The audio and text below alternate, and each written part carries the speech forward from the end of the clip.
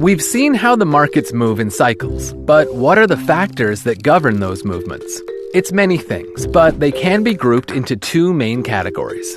Fundamental factors, like monetary policy, balance of trade, and unemployment. And behavioral forces, like how people respond to these policies. These two factors are always playing off each other in a series of actions and reactions, like a cause and effect loop. Now, as an investor, the key is to focus on the sequence of events in the business cycle and identify clues to determine what's coming next.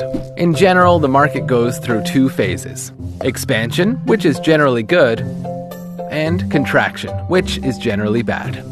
During the early stages of expansion, the recovery is driven primarily by fundamental factors.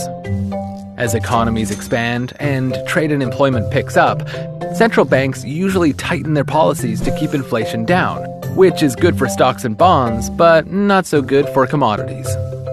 These fundamentals lead to a rise in stock prices, which only encourage more people to jump into the market. It's good at first, but as this greed and exuberance spreads, stock prices eventually outpace their actual value.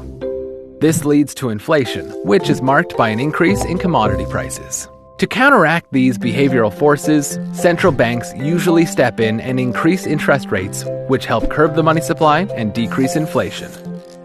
This action signals that the expansion is ending and stocks will soon be on the decline. But it also means that commodity-related products will be going up.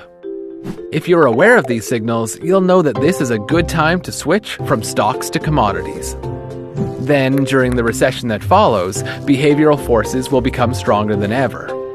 As more people realize that the stock market is declining, fear and panic will spread, forcing even more to sell off their shares. During these periods, savvy investors will reduce their stock portfolios and wait for the market to turn around. Which they will, because eventually, central banks will step in and cut interest rates to increase the money supply. These fundamental drivers will lead to a rise in stock prices, making it the perfect time to jump back in the market. And that starts the cycle all over again.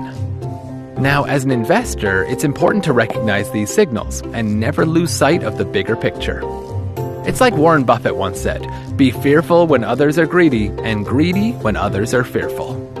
So keep an eye on the fundamental and behavioral factors that move the market, and always stay one step ahead of